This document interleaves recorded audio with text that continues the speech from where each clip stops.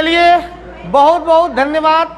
आय बराबर आपको धन्यवाद दिए इसलिए कि आप लोगों के ही सहयोग से जो है लगभग अपने सब्सक्राइबर जो है लगभग 450 तक क्रॉस कर रहे हैं, लगभग आने वाले हैं, और व्यूअर्स भी लगभग 8000 को पार हो गए हैं। ठीक है, तो आइए इसी खुशी के साथ आप लोग को जो है पुनः जीके का अगला सीरीज लेकर आए हैं। और भैया हम मिसलेनियस नहीं पढ़ाते हैं, ध्यान रखिएगा। मिसलेनियस इसलिए पढ़ाते हैं कि हमारे बच्चों का जो आए दिन जो है किसी न किसी का कुछ न कुछ एग्जाम रहता है। टॉपिक वाइज तो हर चीज़ मिल जाएगा आपको यूट्यूब पे। हम वही चीज़ को लेते हैं, वही क्वेश्चन को सिलेक्ट करते हैं जो बहुत ही इंपॉर्टेंट है, आ हुए हैं या आने की उनकी संभावना है। तो आइए, लास्ट क्वेश्चन आपको याद होगा, हमने पढ़ाया था हॉट करेंसी। भैया ध्यान देंगे, इधर ध्यान देंगे। हॉट करेंसी क्या होता है? ठीक है, गर्म मुद्रा। तो बताए थे हम लोग मैंने कि हॉट करेंसी क्या होता है अभी। तो ध्यान रखेंगे, वैसी मुद्रा, वैसी करेंसी जिसका विनिमय दर, एक्सचेंज रेट हमेशा क्या हो रहा है, डाउन होते जा रहा है, उसमें गिरने की प्रवृत्ति पाई जाती है। तो उसको हम लोग बोलते हैं क्या, गर्म मुद्रा। ठीक है, और मुद्रा की बात आ गई तो थोड़ा सा रिपीट कर देते हैं। आप लोग को पढ़ाए थे उस दिन कि भारत ने मामा श्री से पाई रुपया। इतने देशों की जो है मुद्रा का नाम, 8 देश है ना, 8 देशों की मुद्रा का नाम है रुपया। ठीक है, तो अब पूछता है कि जापान की मुद्रा क्या है, एन। इटली की मुद्रा का नाम क्या है, लीरा। नहीं, अब तब पूछ देगा भैया क्या कि यूरोपियन कंट्रीज जो हैं उन्होंने एक नई मुद्रा शुरू किया। कब? तो याद रखेंगे 1999 में।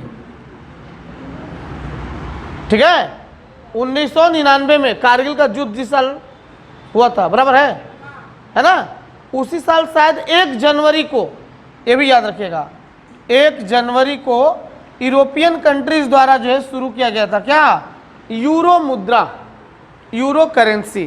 तो अब क्वेश्चन है, क्या इंग्लैंड भी यूरोपियन कंट्री तो है, तो क्या उसकी भी मुद्रा यूरो है?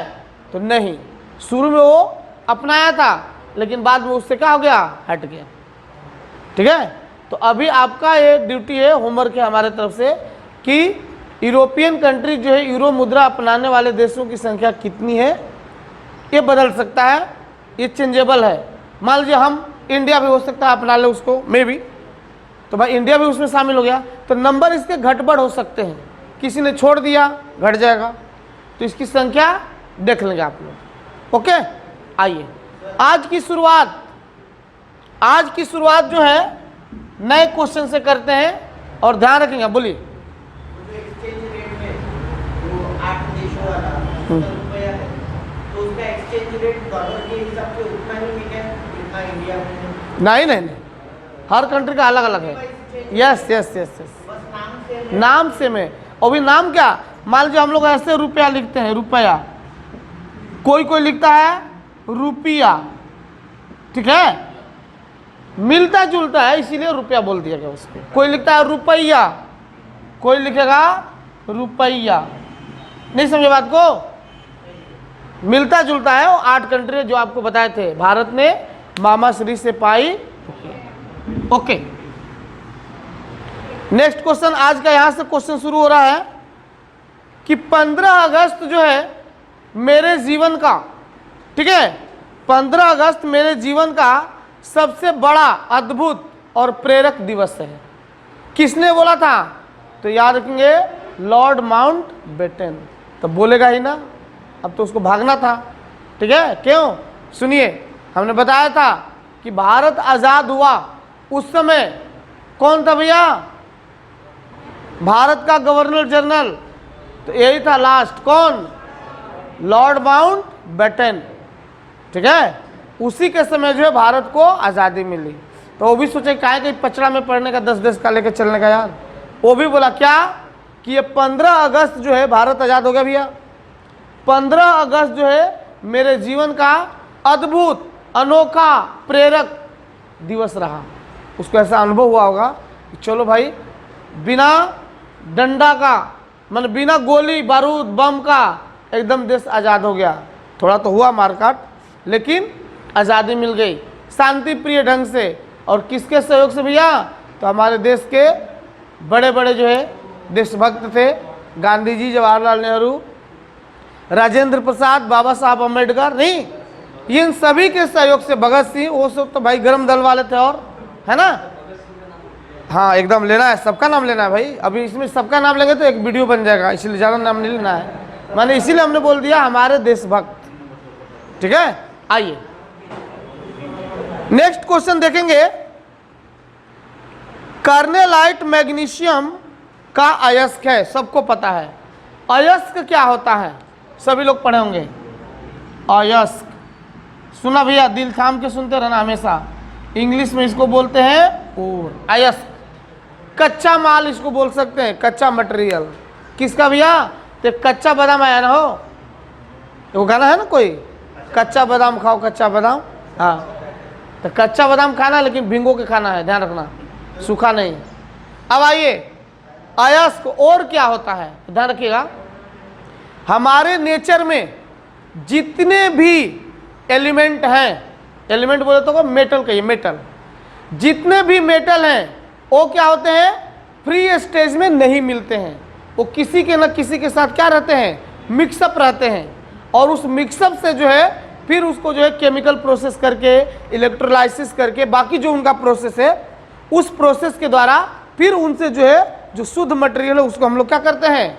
बाहर निकालते हैं।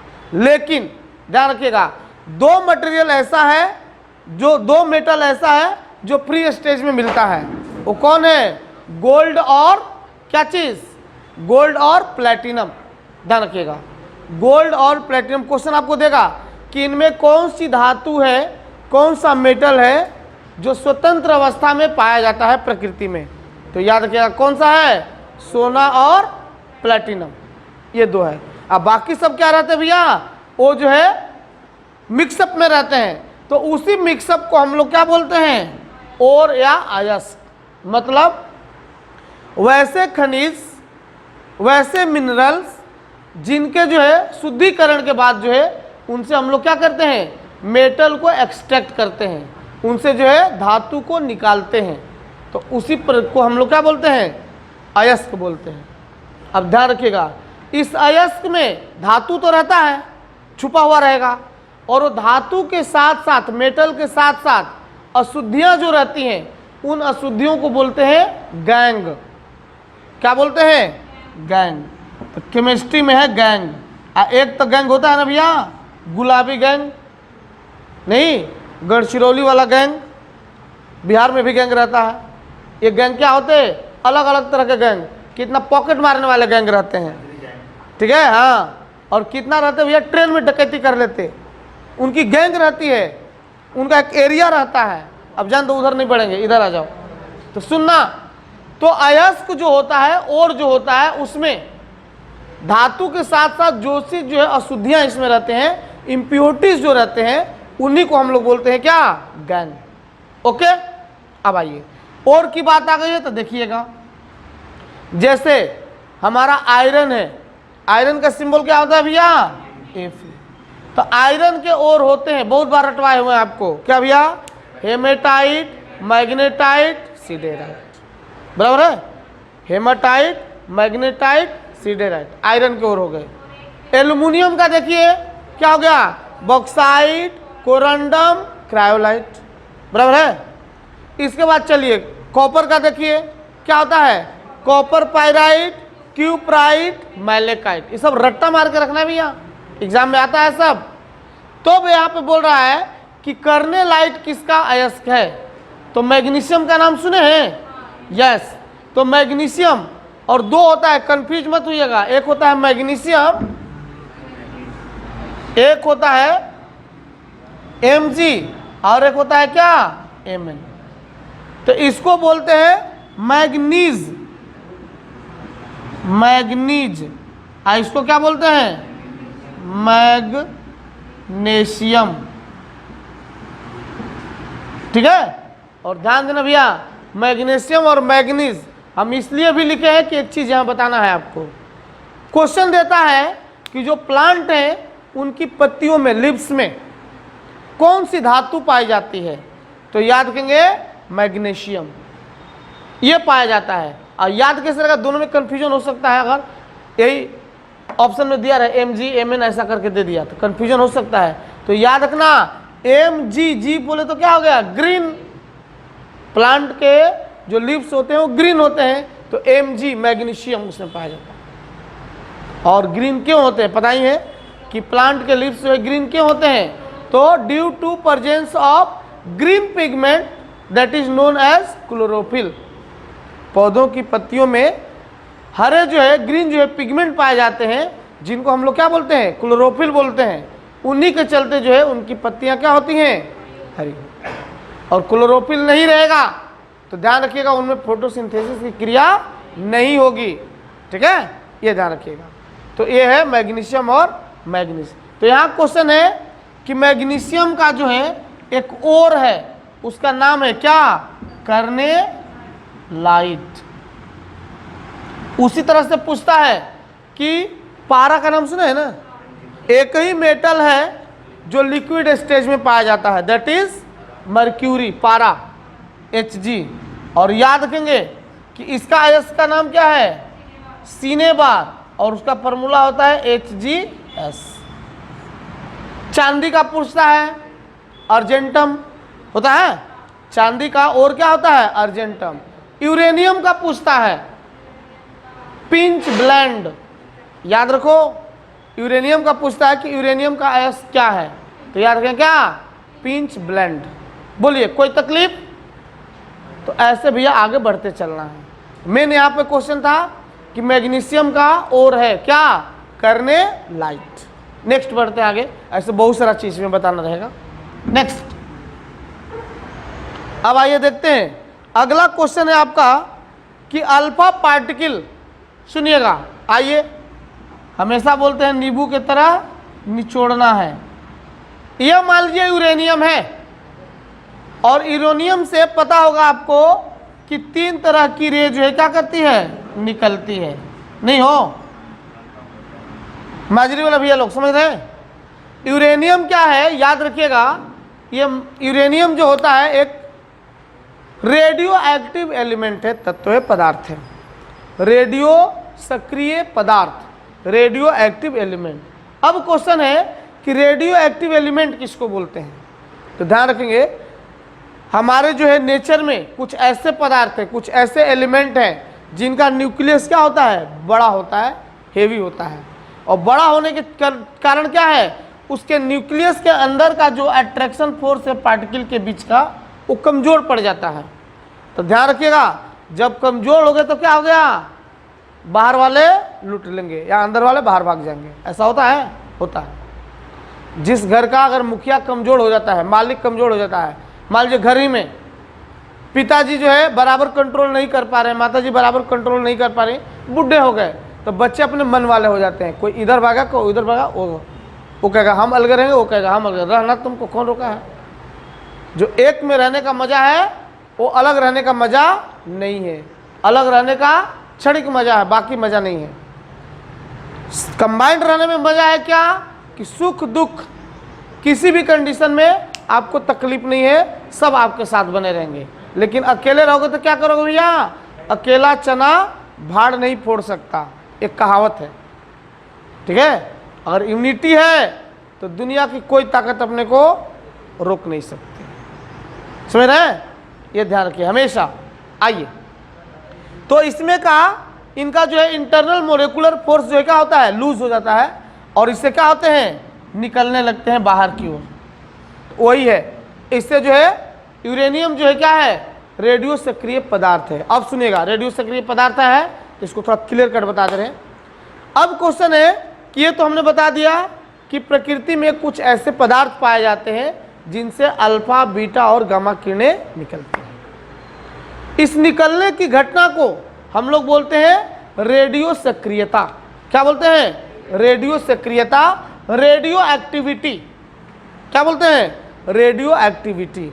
अब क्वेश्चन है कि रेडियो एक्टिविटी का खोज किसने किया था। बहुत इंपॉर्टेंट क्वेश्चन है और बच्चे जो है गलत करके आंसर आते हैं वो मार देते हैं मैडम क्यूरी। तो सब मैडम क्यूरी की है नहीं, ध्यान रखिएगा। रेडियो एक्टिविटी का खोज किसने किया है? Henry Becquerel. बेकुरल याद रखना भैया, रेडियो एक्टिविटी का खोज किसने किया था? Henry Becquerel. याद रहेगा क्या? यस। तो अब ध्यान रखिएगा, अल्फा बीटा गामा की बात आई थी, थोड़ा सा डिटेल बता दे रहे हैं। तो इसमें जो अल्फा कणें निकलती हैं, अल्फा एक होती है बीटा और एक होता है क्या? गामा पहलवान है, उसका नाम है, वो किसी का बात नहीं सुनता, हम इधर उधर नहीं, हम सीधे भागेंगे, ठीक है ऐसा। तो ध्यान रखिएगा, जो अल्फा पार्टिकल है, तो देख लो भैया ऐसे क्रॉस कर रहा है ना, तो क्रॉस को ऐसे सीधा कर देना, क्या? प्लस। माने अल्फा पार्टिकल जो होते हैं वो क्या होते हैं? पॉजिटिव होते हैं। और याद रखेंगे अल्फा पार्टिकल के जो न्यूक्लियस होते हैं वो किसके बने होते हैं? हीलियम के बने होते हैं, He। यही मेन क्वेश्चन था आपका यहाँ पे।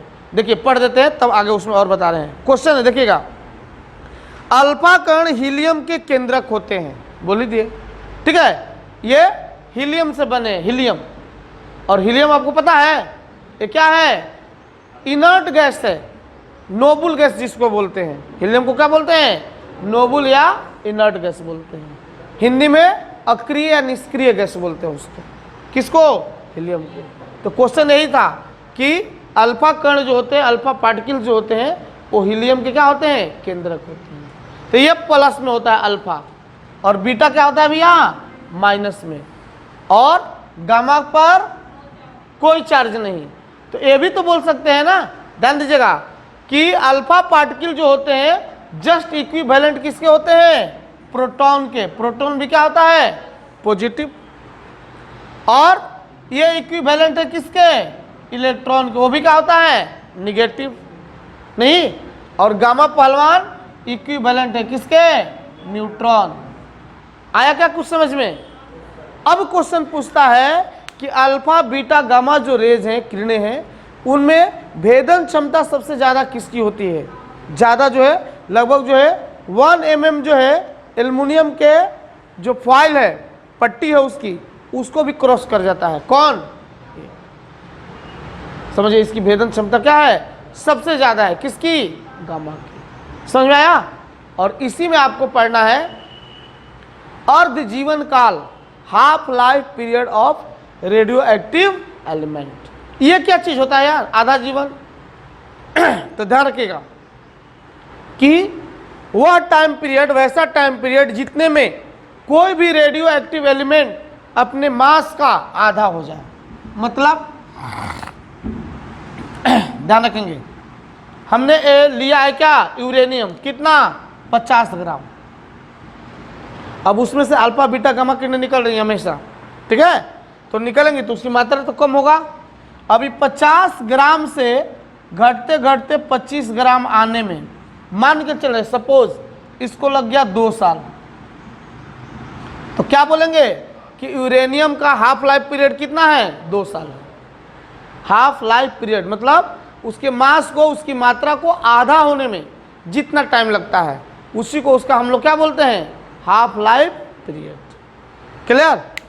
अब किसी दिन डिटेल में और बताएंगे कि एक अल्फा पार्टिकल निकलने से उस पर क्या प्रभाव पड़ेगा, एक बीटा पार्टिकल निकलने से क्या प्रभाव पड़ेगा, एक गामा पार्टिकल निकलेगा तो क्या प्रभाव पड़ेगा। ये सब चीज़ें में ये हाफ लाइफ पीरियड कैसे निकालते हैं वो भी चीज़ बता देंगे आपको। देखो भैया, श्रीवास्तव सर के स्टूडेंट हो तो हमारा मकसद रहता है केवल ये नहीं कि आपको हम पढ़ा दिए काम खत्म हो गया, हमारा ड्यूटी खत्म नहीं। हमारा उद्देश्य रहता है कि मैक्सिमम आपके पास नॉलेज होना चाहिए, बस। तो नॉलेज है तो भैया सब चीज़ अपने मुट्ठी में है, समझ रहे हैं? तो हमेशा नॉलेज गेन कीजिए। आइए नेक्स्ट क्वेश्चन की तरफ बढ़ रहे हैं। अगला क्वेश्चन है, अच्छा हाँ, इसमें थोड़ा सा देखिएगा, हीलियम की बात आई थी, तो क्वेश्चन है कि हीलियम का खोज किसने किया था? तो क्या लोकियर। किसने? हीलियम का खोज किसने किया है? लोकियर एक वैज्ञानिक है, साइंटिस्ट है, लोकियर, ऐसे पूरा नाम देख लीजिएगा, ठीक है। लोकियर ने किया था क्या चीज? हीलियम का खोज, और हीलियम के बारे में बताएं कि क्या है, ये अल्फा पार्टिकल के इक्विवेलेंट है, मैंने उसका केंद्रक होता है ना। अब थोड़ा सुनिएगा, इसका खोज कब किया गया था, लोकियर साहब ने किया था 1968, ध्यान रखिएगा। हीलियम का खोज किसने किया था, लोकियर। कब किया था, 1968। और हीलियम जो है क्या है, अक्रिय गैस है, निष्क्रिय गैस है, नोबल या इनर्ट गैस है। अब क्वेश्चन दे देगा शबाना मैडम कि ये हीलियम जो है पीरियोडिक टेबल में किस वर्ग में है, 0, ध्यान रखिएगा। शून्य वर्ग उसको बोला जाता है। शून्य वर्ग में जितने भी निष्क्रिय अक्रिय गैस हैं, नोबल गैस हैं, उनको रखा गया। कोई दिक्कत है क्या, ओके, बल्ले बल्ले, ऐसे आगे बढ़िए। आइए नेक्स्ट क्वेश्चन देखते हैं। हाँ लो, बढ़िया आ गया। हम लोग छोटे छोटे थे भैया, तो 1 रुपया मिल गया तो अपने लिए बहुत बड़ी बात होती थी, नहीं तुरंत मिला। अब यहाँ थोड़े पर टिकेगा, सीधे दुकान पे, और दुकान पे वो मिलता था फोफी, हम लोग बोलते हैं पापड़ मिलता है ना, तला हुआ, 5 को 10 को मिलता था। इस अंगुली में लगाओ, इस अंगुली में लगा के ऐसे खाते हुए चले आओ घर में। कितना वो लाइफ अच्छा था यार।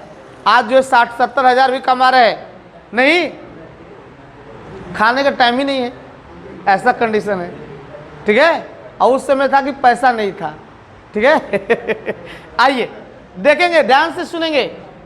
सिक्का, लो भैया सिक्का आ गया। अब इसको भी निचोड़ रहे हैं, देखना सिक्का को भी।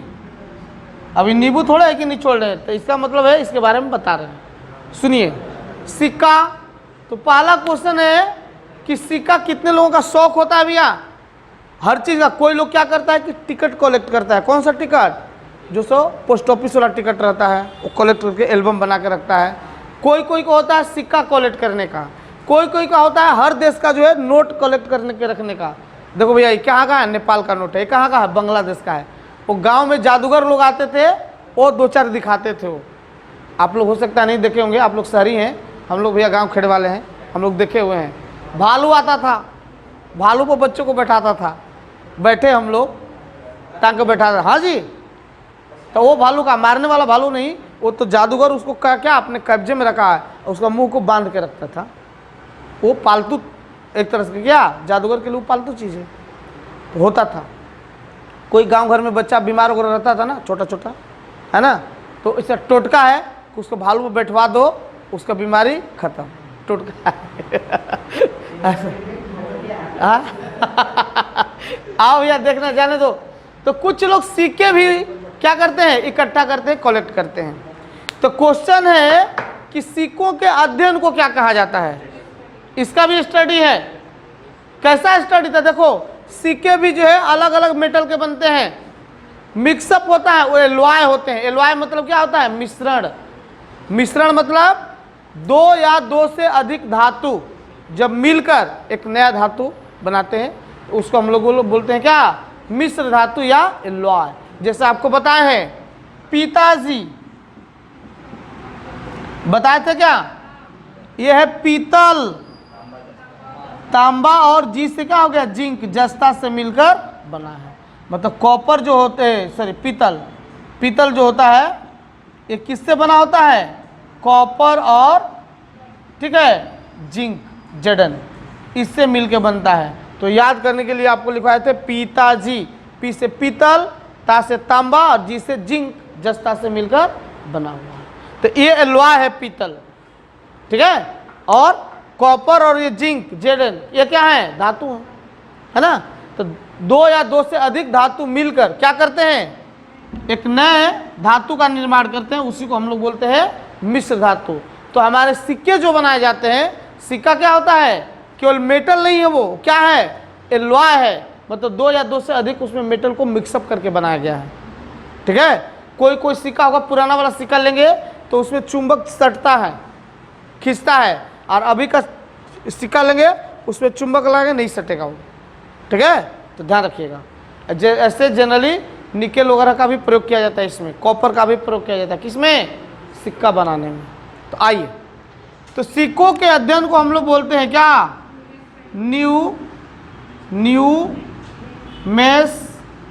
न्यूमेटिक्स, याद रखना भैया, सिक्कों के अध्ययन को क्या कहते हैं? न्यूमिस्मेटिक्स। अब आइए, सिक्कों के अध्ययन को हम लोग बोल दिए न्यूमिस्मेटिक्स। अब क्वेश्चन है कि पहले जो है सोने के सिक्के चलते थे, आज तो सोना देखना मुश्किल है यार, हैं? अभी 50-55 तक पहुंच गया है ना शायद तोला, है ना? अब देखो, और पहले क्या था भाई, प्राचीन समय में तो इतने लोग थोड़े थे, कम थे, तो सोने का सिक्का। अब क्वेश्चन आएगा कि भारत में सोने का सिक्का सबसे पहले किसने शुरू किया था, किसने जारी किया था? तो याद रखेंगे, हिंद यूनानी का नाम सुने हैं? हिंद यूनानियों ने सबसे पहले भारत में क्या किए? सोने के सिक्के जारी किए। ठीक है, अब इसके बाद आता है कि सोने के सिक्के जो है सबसे अधिक मात्रा में किस पीरियड में, किस युग में जारी किए गए थे? तो गुप्ता पीरियड में। ठीक है, गुप्त काल। तो ऐसे याद रखिएगा, घटना बना रहे हैं। तो खास करके लेडीज लोग का जो बैंक बैलेंस होता है वो चुपके वाला रहता है, नहीं, वो धीरे धीरे इकट्ठा होता है। और कितने लोग का बैंक बैलेंस मोदी जी खत्म करा दिए? कब? नवंबर महीने में, 8 नवंबर 2016, बराबर है? 2016 में 8 नवंबर को, ध्यान रखना, वो छुपा हुआ बैंक बैलेंस कितने का उजागर हो गया और कितने का वैसे ही रखा रह गया। हमारी मैडम का 2 500 का नोट ऐसे ही रह गया, 1000 वाला, सॉरी 1000 वाला। ठीक है, गया काम से। ठीक है, अभी वो वैसे फोटो में रहेगा, अब कहाँ से गया काम से, तो ध्यान रखिएगा। तो गुप्त, तो लेडीज लोग जो है पूरा जो सोने का सिक्का इकट्ठा करके रखी थी कि कभी अगर काम पड़ेगा।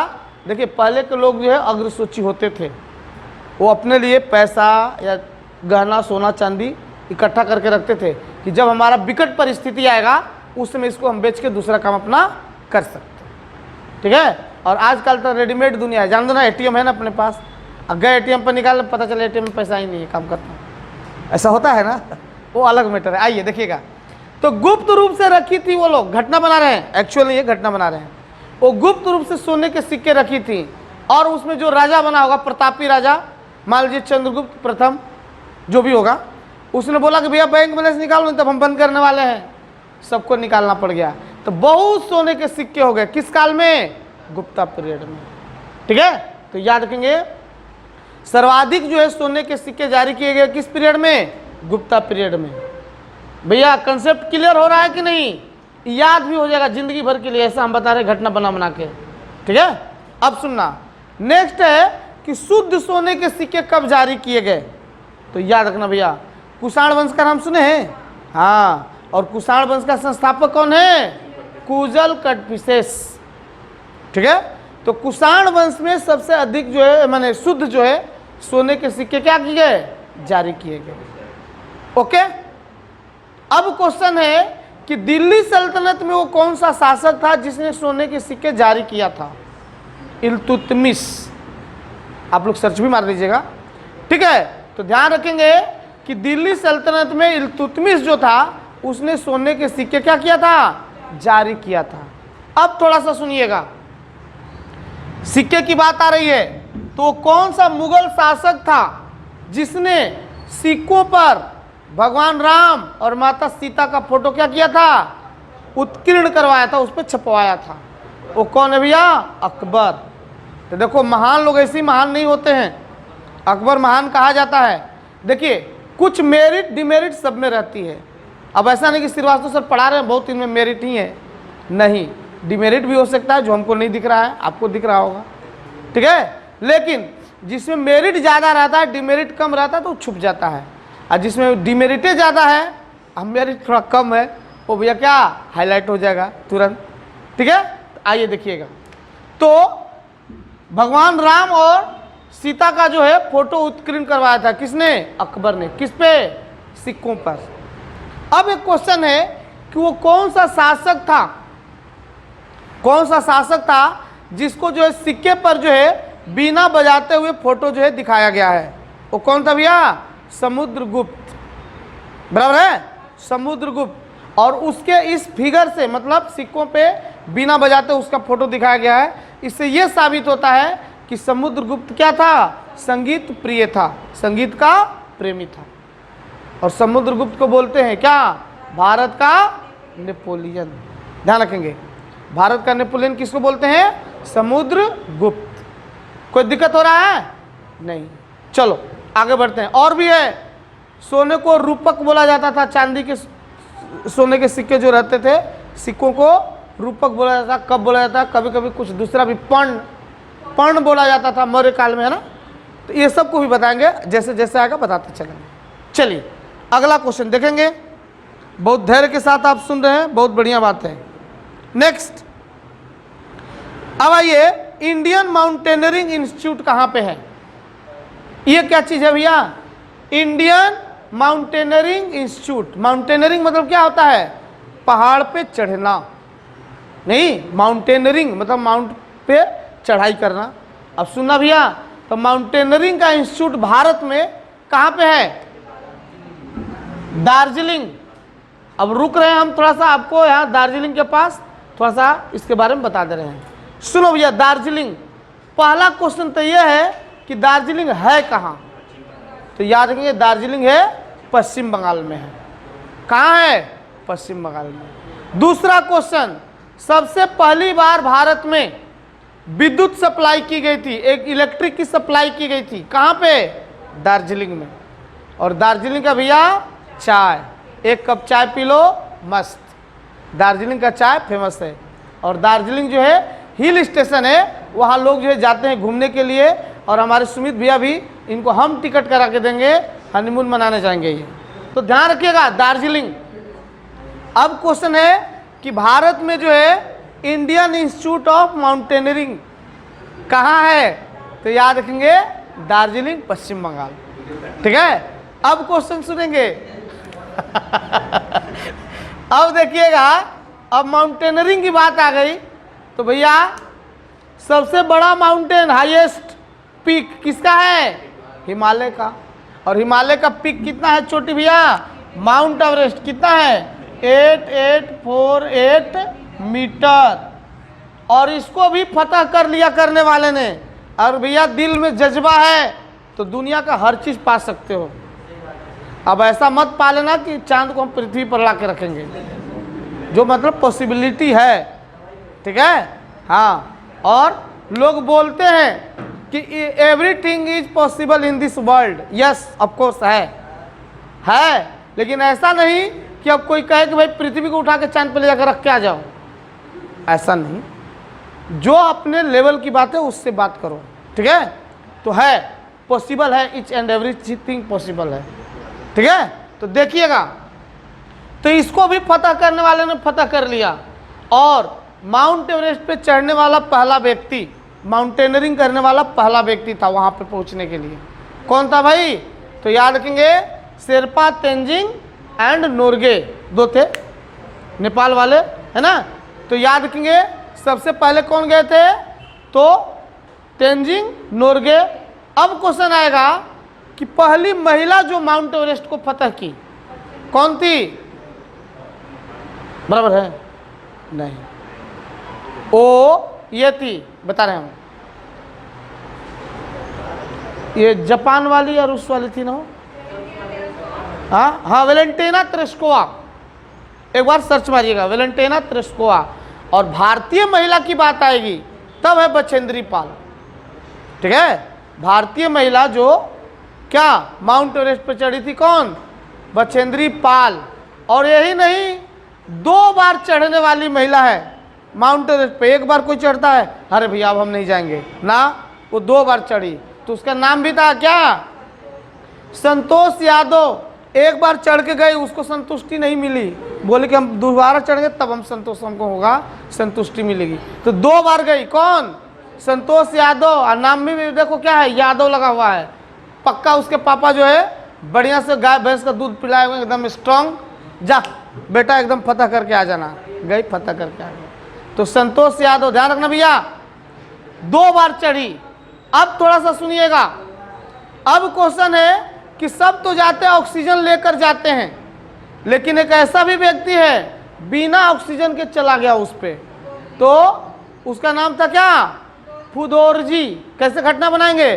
तो मेढक की तरह नाम ही है फुदोरजी, फुदुक फुदुक कैसे ऐसे ऐसे ऐसे स्टेप पे चढ़ गया, एक स्टेप मारा वहाँ, थोड़ा सा आराम कर लिया, फिर वहाँ से वहाँ मारा, ऐसे ऐसे करके वो चढ़ गया, कोई ऑक्सीजन की जरूरत, ऐसे ऐसे भी, हाँ हो सकता है, स्पाइडरमैन भी हो सकता है, ठीक है। तो याद रखेंगे फुदोरजी जो है व्यक्ति, वो जो है क्या है, बिना ऑक्सीजन के जाने वाला व्यक्ति है। और एक चीज याद रखिएगा, हमको याद नहीं आ रहा है, ये एक विकलांग है, वो भी चढ़ा हुआ है माउंट एवरेस्ट पे, ठीक है, उसका नाम थोड़ा देख लीजिएगा, ठीक है। अब आते हैं अगला क्वेश्चन, नेक्स्ट। आपका अभी नहीं सुनेंगे, पहले हमको इधर सुना लेने दीजिए। सनराइज उद्योग क्या होता है, सुनेंगे, सुनते जाओ, और एक वीडियो देख के भैया मस्त हो जाओगे, एक एक वीडियो देखो, इतने चीज बता देते हैं कि आप पढ़ने की कोई जरूरत नहीं, खाली देखते जाओ। सुनो, सनराइज उद्योग क्या होते हैं, सुनना भैया। तो वैसे उद्योग जो कंप्यूटर क्षेत्र और टेलीकम्युनिकेशन से जुड़े हुए हैं, उनको बोला जाता है क्या, सनराइज उद्योग बोला जाता है, सनराइज इंडस्ट्रीज बोला जाता है। भैया सुनो, कीप साइलेंस प्लीज। तो सनराइज उद्योग किसको कहा जाता है, वैसे उद्योग जो कंप्यूटर और टेलीकम्युनिकेशन से रिलेटेड हैं, कंप्यूटर के पार्ट्स वगैरह बनाते हैं, हार्डवेयर्स बनाते हैं, या और भी कम्युनिकेशन के जो साधन है उसको बनाते हैं, तो वैसे उद्योग को बोला जाता है। वैसे उद्योग मतलब क्या, इंडस्ट्रीज, फैक्ट्री, उनको हम लोग बोलते हैं क्या चीज़, सनराइज उद्योग। अब एक चीज़ ध्यान रखेंगे, इसमें एक आता है कोर सेक्टर। कोर सेक्टर क्या होता है, ध्यान रखिएगा। तो ध्यान रखना भैया, एक बड़ा उद्योग है, बड़ी फैक्ट्री है, तो क्या सब चीज़ वो अपने ही पास बनाती है, नहीं, कुछ कुछ चीज़ें होती हैं कि उस फैक्ट्री से आ रहा है, उस दुकान से आ रहा है, उससे आ रहा है, उससे आ रहा है। तो मीन्स एक बड़ी फैक्ट्री को, एक बड़े इंडस्ट्रीज को, जो छोटे छोटे इंडस्ट्रीज हैं, दो छोटे छोटे जो है दुकानदार हैं, जो उसको हेल्प कर रहे हैं, सप्लायर है, हेल्प कर रहे हैं, तो उस सेक्टर को हम लोग बोलते हैं, छोटे छोटे वाले को क्या चीज़, कोर सेक्टर बोलते हैं। याद रहेगा क्या, तो ध्यान रखिएगा, ये होता है कोर सेक्टर। और सनराइज इंडस्ट्रीज बता ही दिए, जो टेलीकम्युनिकेशन और क्या कंप्यूटर से जुड़े हुए हैं, संबंधित हैं। नेक्स्ट देखिए अगला क्वेश्चन आगे है, ये पढ़ा चुके हैं, ब्लड वाले जो है वीडियो जो बनाए थे पार्ट 1 पार्ट 2 है ना, उसमें बताए हैं, खाली क्वेश्चन को हम पढ़ के आगे बढ़ रहे हैं। क्वेश्चन है कि ब्लड ग्रुप ए बी जो है उसमें क्या होते हैं, एंटीबॉडी नहीं पाए जाते हैं, ध्यान रखिएगा। ब्लड ग्रुप ए बी में एंटीबॉडी क्या नहीं पाए जाते हैं, इसीलिए यही कारण है, एंटीबॉडी नहीं पाए जाते हैं, यही कारण है ये क्या करता है, सबका लेता है। मीन्स ए वाले का ब्लड भी ले सकता है, ये बी वाले का भी ले लेगा, ओ का भी लेगा, और ए भी तो है ये है, इस सबका लेने का काम करता है। कौन भैया, क्यों कि इसके अंदर क्या है, एंटीबॉडी नहीं है, किसी के बॉडी को एंटी नहीं करता ना, आने दो, सबका चलेगा। याद रहेगा क्या, तो एंटीबॉडी इसमें, एक होता है एंटीजन, तो ओ क्या होता है, ओ में होता है एंटीजन। और यहाँ क्वेश्चन क्या है, देखिए इसमें दिया है, हाँ है कि ओ में क्या नहीं पाए जाएंगे, एंटीजन नहीं पाएंगे, एंटीजन मतलब इसमें एंटीजन नहीं पाए जाते हैं, ये क्या होता है, इसीलिए सबको क्या करता है, दानी राजा इस सबको क्या करेगा, देगा। तो एंटीबॉडी नहीं है तो सबका लेगा, एंटीजन नहीं है तो सबको देगा। एंटीजन किसी जन के वो एंटी नहीं है, वो देते रहेगा। समझ में आया क्या।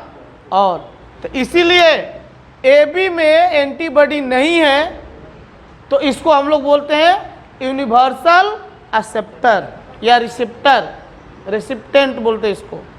ये किसी का भी ब्लड ले सकता है। और ओ में एंटीजन नहीं है, तो ये क्या है, यूनिवर्सल डोनर है, ये देने वाला है, दानी राजा। ठीक है भैया, ऐसा ऐसे कैसे होगा, यस हाँ सुनिए, हाँ, और सबसे खुशकिस्मत वाला ये है कि अगर तबीयत कभी खराब हो गई, ब्लड की जरूरत पड़ी, कोई टेंशन नहीं, पकड़ो श्रीवास्तव सर को, निकालो इनका ब्लड, डाल दो उसको, हो गया। अब सुनिए, ये भैया अब किसी का ओ होगा तो इसको माइंड नहीं करना है, लेकिन ये बैड लक है इस मामले में। क्यों? ये जब भी होगा तो दे सकता है, लेकिन लेगा दानी राजा, भगवान ने ऊपर इससे इसको भेजा है, तो भैया दान करना, ठीक है। अब कंजूस भैया हमारे सुजीत जैसा होंगे, वो दान नहीं करते होंगे, है ना। हाँ, नहीं, इसी के मामले में नहीं, कुछ दूर से सोचिए, श्रीवास्तव सर कुछ और बोलते हैं। हाँ, मैंने कुछ खर्चा वर्चा करिए, ठीक है। तो ध्यान रखिएगा, और ये भी ध्यान रखिएगा कि दुनिया में सर्वे के अनुसार सबसे अधिक ब्लड ग्रुप वाले ओ ब्लड ग्रुप वाले ही लोग हैं। तीनों, अरे यार ये तो बहुत अजीब सी बात है। इनका तीनों का जो भैया नाम नोट करके रखना। और किसी का वो है? ये दोनों का। हाँ ठीक है, नोट करके नाम रखते हैं, 5 लोगों के कम से कम। किसी की कुछ जरूरत पड़ गई, मान लीजिए खुदा न खास्ते, तो इन 5 को कॉल करेंगे, आज भैया थोड़ा सा श्रीवास्तव सर पार्टी दे रहे हैं, ठीक है, आ जाओ। और यहाँ पर सब व्यवस्था रहेगा, पटाख से लेटा के निकालो, भेज दो। अब सुनना भैया, सुनना। अब हमने बताया था कि ब्लड तो निकालोगे, उसको रखते हैं कहाँ? बोतल के अंदर।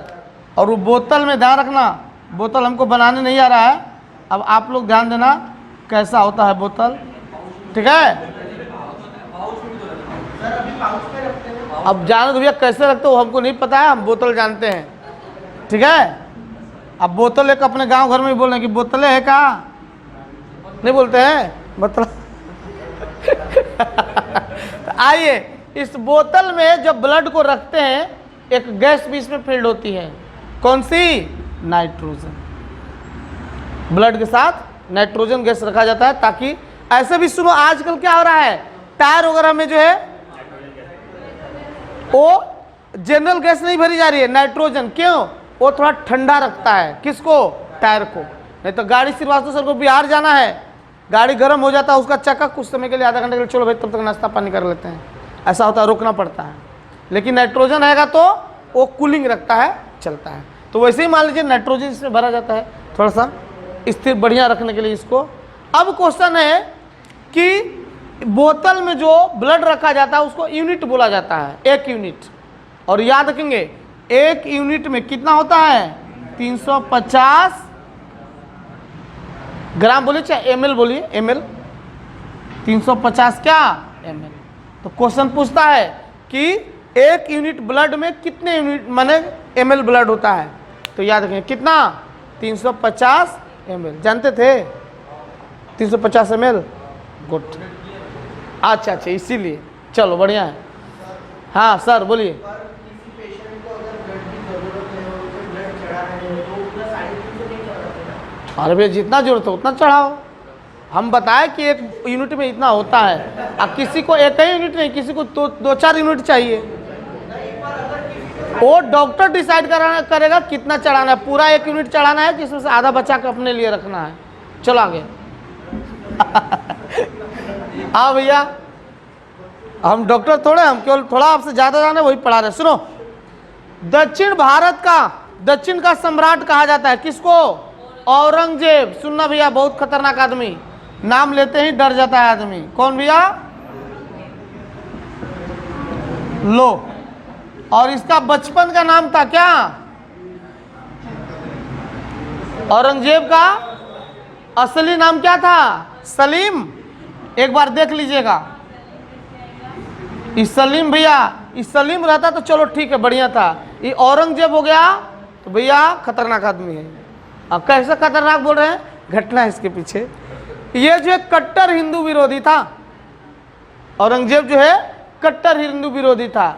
और विरोधाभास है कि हिंदू का विरोधी भी था, लेकिन इसके सेना में अधिक सेनापति क्या थे? हिंदू ही थे, ठीक है। और ये भी ध्यान रखिएगा कि वो कौन सा मुगल शासक था जिसका 2 बार राज्याभिषेक हुआ। एक बार जीता होगा, जल्दी जल्दी से भैया पूजा पाठ करो, पंडित जी बैठ गए। फिर क्या किया? अब एक बार बढ़िया से एकदम, कल एक व्हाट्सएप पे हमको मैडम दिखाई कि फेसबुक पे एक बुढ़ा बूढ़ी फिर से शादी किया है। ठीक है, कर सकते हैं, क्यों नहीं कर सकते हैं। मन वही बदला नहीं है, दोनों मियाँ बीवी वही है। तो एक तो पहली बार शादी किए, फिर उनको खुशी आई होगी, फिर से शादी करते हैं, तो फिर से शादी किया ऐसा। तो ध्यान रखिएगा, वही कंडीशन है इसके साथ भी, ठीक है। इसका जो है 2 बार राज्याभिषेक हुआ है। तो कैसे 2 बार, तो इस पे देखो 2 बार ऐसा है, ठीक है। तो 2 बार राज्याभिषेक हुआ है, किसका, औरंगजेब का। और औरंगजेब की पत्नी थी कौन, रबिया दुरानी, याद रखना भैया, रबिया, ऐसा भी हो सकता है रबिया दुरानी। हाँ, मतलब क्या हो बोला, दूर रहो रानी, नहीं ओ रानी मेरे साथ मत रहो, अब दूर रहो, मकबरा बनवा दिया उसका। कहाँ पे, तो औरंगजेब ने औरंगाबाद, नाम भी उसका रख दिया, क्या, औ से ही है औरंगाबाद। औरंगाबाद कहाँ, महाराष्ट्र वाला। तो वहाँ पे जो है रबिया दुरानी का जो है मकबरा है, जिसको हम लोग बोलते हैं क्या, बीबी का मकबरा। तो किसकी बीबी, औरंगजेब की बीबी, गलती से मत बोल रहा दूसरे की बीबी, औरंगजेब की पत्नी, ठीक है। अब थोड़ा ध्यान दीजिएगा, और जो है इसने जो है ये मैडम के यादगार में सोचा कि भैया क्या, शाहजहां ने बनवाया ताजमहल, तो हम भी ताजमहल बनवाएंगे। ताजमहल बनवाया कहाँ, वहीं पे औरंगाबाद में। लेकिन वो ताजमहल बनवाने का कोशिश किया, लेकिन वो वाला जो थे मिस्त्री, उनका तो हाथ काट के क्या ख़त्म कर दिया गया था, हटा दिया गया था। तो ये बनवाया, लेकिन उस तरह का नहीं बना। तो इसीलिए कहा जाता है कि बीबी का मकबरा जो है ताजमहल का जो आगरा में है, उसका फूहड़ नकल है। नकल भी किया, लेकिन खराब नकल हुआ, फूहड़ नकल उसको बोला जाता है, याद रहेगा। चलो भैया, अब तो औरंगजेब याद रखेंगे कट्टर हिंदू विरोधी था। अब क्वेश्चन है, इसको कहा जाता है दक्षिण का सम्राट। क्या बोला जाता है, दक्षिण का सम्राट। नेक्स्ट, दक्षिण का सम्राट, आइए देख लीजिए। अब है वर्नाकुलर प्लेस एक्ट, किसके समय में आया था। अब ध्यान रखिएगा, वर्नाकुलर प्रेस एक्ट, ये क्या चीज था भी, तो सुनेंगे। उस समय जो है न्यूज़पेपर जो चलता था, तो उसमें जो है कोई भारतीयों को जो ऐसा अधिकार नहीं था कि कुछ विरुद्ध में आप छाप दो अंग्रेजों के, ना, सब उनके, हाँ आप ही हमारे क्या हो, सब कुछ हो। जनम गण मन अधिनायक जय है, भारत भाग्य विधाता, आप ही विधाता हो, काहे का विधाता हो। अब इसको चेंज करना चाहिए, नहीं हो, हाँ उसमें कुछ दूसरा चीज़ लिखना चाहिए। उस समय बोला गया था भारत भाग्य विधाता, वो हमारे विधाता है नहीं है, हम अब खुद के मालिक हो गए, है कि नहीं। तो ध्यान रखेंगे। तो क्वेश्चन है कि वर्नाकुलर प्रेस एक्ट कब आया था, तो याद रखें आया था 1878 में, 1878 में जो है वर्नाकुलर प्रेस एक्ट। और इस प्रेस एक्ट के अंतर्गत क्या था कि कोई भी अंग्रेजों की नीति के विरुद्ध कुछ भी उल्टा सीधा नहीं छापेगा। आजकल क्या है, कुछ भी छपवाना है पेपर में आपका छप जाएगा, कोई दिक्कत नहीं है, ठीक है, हाँ कोई बैन नहीं है, आप छपवा सकते हैं। लेकिन ध्यान रखिएगा, तो ये बैन आ गया वर्नाकुलर प्रेस एक्ट। तो किसने लाया था, किसके समय में आया था, तो एक था क्या, लॉर्ड लिटन, लॉर्ड लिटन। इसके समय में जो है वर्नाकुलर प्रेस एक्ट, एक्ट ट आ रहा है, तो क्या हो गया, लिटन टन, ये इसमें। तो याद रखेंगे वर्नाकुलर प्रेस एक्ट 1878 में आया, किसके समय में, लॉर्ड लिटन। लेकिन एक था भैया देशभक्त जो है न्यूज़पेपर का, प्रिंटिंग प्रेस का एजेंसी था, उसने बोला कि नहीं, तो कितना भी एक्ट लाओ हम क्या करेंगे, विरोध में छापेंगे ही छापेंगे, ठीक है। लेकिन यहाँ क्वेश्चन क्या देख लेते हैं एक बार। हाँ, इसका विरोध नहीं किया था, अच्छे बाकी जो एजेंसीज थे, है ना, न्यूज़पेपर वाले, उन्होंने विरोध किया इस एक्ट का। लेकिन एक जो था पायोनियर करके था, उसने विरोध नहीं किया, तो उसको तो सभी लत जूता मारे होंगे पक्का, गारंटेड नहीं हो। हाँ, तो ल से लिटन और लात किस पे लग गया, पायोनियर पे। तो याद रखेगा कि पायोनियर जो था उसने जो है वर्नाकुलर प्रेस एक्ट का समर्थन किया, अब बाकी सबने क्या किया, विरोध किया। ऐसे भैया याद रखना है। और बहुत ही इंपॉर्टेंट क्वेश्चन है, भी आई है, वेरी वेरी इंपॉर्टेंट, कि वर्नाकुलर प्रेस एक्ट कब आया था, 1878 में। किसके समय में आया था, लॉर्ड लिटन के समय में। कौन ऐसी जो समाचार एजेंसी थी, पत्रिका थी, जिसने इस जो है एक्ट का विरोध नहीं किया, उसका नाम क्या था, पायोनियर। नेक्स्ट, अब देखिए मुस्लिम लीग का नाम सुने होंगे, और ये मुस्लिम लीग की स्थापना कब हुई थी भाई, आपको पता है कब, 1906 में। किसने किया था, आगा खां और सलीमुल्लाह खां। मुस्लिम लीग याद रखिएगा, मुस्लिम लीग की स्थापना कब की गई है, 1906 में की गई है ना। और इसके संस्थापक कौन थे भाई, आगा खां और सलीमुल्लाह खां। अब पूछता है कि इसका संस्थापक अध्यक्ष कौन था, तो एक बार देखिएगा, कंफ्यूज हो गए, सलीमुल्लाह खां है कि आगा खां है, दोनों में से एक है कोई जो अध्यक्ष बनाया गया था। एक बार सर्च मारिए। तो 1906 में जो है मुस्लिम लीग की स्थापना हुई थी, और यह स्थापना जब से हो गया ना भैया मुस्लिम लीग का, और ये जो है अपना जो है राग अलापने लगे, क्या, चलो भैया अपना पाकिस्तान, अपना पाकिस्तान, अपना पाकिस्तान। तो ध्यान रखिएगा, पाकिस्तान की मांग किया गया था मुस्लिम लीग द्वारा, कब, 1900 नहीं, 6 नहीं है, ईयर देखना पड़ेगा, सलीमुल्लाह खां ना, हाँ कन्फ्यूजन था, ध्यान रखिएगा। इधर तो मुस्लिम लीग का अध्यक्ष बनाया गया, संस्थापक थे कौन,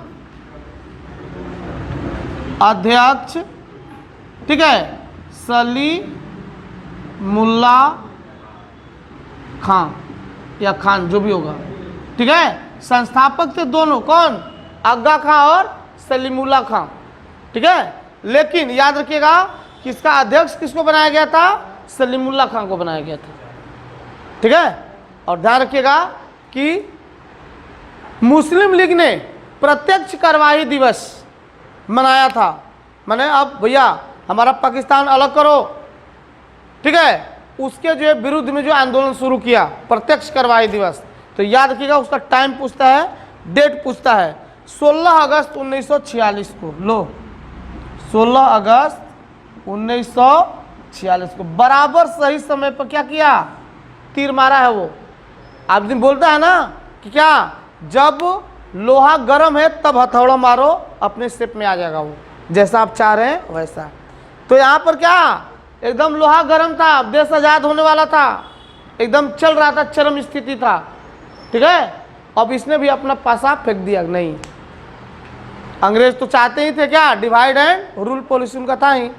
अब यहाँ से अंग्रेजों का समर्थन इनको मिल गया होगा, अपना एक अलग राग जो है बिलापने लगे, हमारा पाकिस्तान अलग करो, हमारा पाकिस्तान अलग करो, अलग करो, अलग करो, अलग हो गया। राइट, एक साल के बाद देख लीजिए, 16 अगस्त है, 15 अगस्त को, ठीक है, इंडिया आज़ाद हो गया, मतलब 15 अगस्त को 2 कंट्री बन गए, हिंदुस्तान और पाकिस्तान। तो याद रखेंगे, मुस्लिम लीग द्वारा जो है प्रत्यक्ष कार्यवाही दिवस कब मनाई गई, तो जस्ट आज़ादी के 1 साल पहले, याद रखा घटना आप, ठीक है, 16 अगस्त 1946, याद रहेगा भैया। चलो आगे बढ़ते हैं और चीज़ें बताते चलेंगे। अब क्वेश्चन है, लिम्नोलॉजी क्या होता है, पढ़ाए हुए हैं, ज़्यादा इस पर डिस्कस नहीं करेंगे, पढ़ा दिए हैं। लिम्नोलॉजी, तो याद रखेंगे, झीलों के अध्ययन को हम लोग बोलते हैं क्या, लिम्नोलॉजी, झीलों का अध्ययन, स्टडी ऑफ लेक्स, ठीक है, उसको हम लोग बोलते हैं लिम्नोलॉजी। आगे बढ़ते हैं। एरोपोनिक्स क्या होता है, एक है एरोपोनिक्स, एक है हाइड्रोपोनिक्स, याद रखिएगा, एरोपोनिक्स, एक होता है क्या, हाइड्रोपोनिक्स, ध्यान देंगे, एरोपोनिक्स और हाइड्रोपोनिक्स क्या होते हैं, ध्यान देना भैया। तो एरोपोनिक्स एक जो है पद्धति है, सिस्टम है, एक मेथड है, क्या चीज़, फसल उगाने का, कहाँ, हवा में। हवा में, एरो मतलब एयर समझिएगा, हवा में फसल उगाने की नई टेक्निक, नई सिस्टम, उसको बोला जाता है क्या चीज़, एरोपोनिक्स। हाइड्रो मतलब बताए हुए हैं क्या, पानी, हाइड्रो इलेक्ट्रिक पावर नहीं पढ़ते हम लोग, तो हाइड्रो मतलब पानी, तो मतलब पानी के अंदर फसल उगाने के सिस्टम को, नई तकनीक को, पद्धति को कहा जाता है क्या चीज? हाइड्रोपोनिक्स।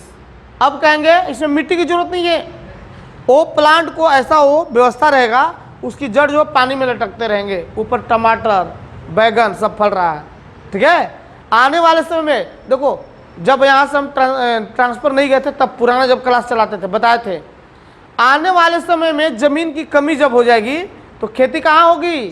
छत पे। जीजा जी छत पे हैं, वहीं पर अगोरते रहेंगे कि फसल बंदर आकर न खा जाए, ठीक है। आने वाले समय में तो क्या होगा, कैसे होगा? तो 2 4 5 10 लोगों का क्या होगा, मकान को ऐसा बनाया जाएगा, बड़ा सा बना दिया जाएगा, अब उसी पर खेती की जाएगी, टमाटर अंगूर, मतलब छोटे छोटे वाले फसल, अभी नहीं कि पीपल का पेड़ उस पर लगाओगे, वो नहीं, ठीक है। माने फसल जो खाद्य फसल है उनकी खेती की जाएगी, आने वाले समय में पक्का होगा, आने वाले टेक्निक।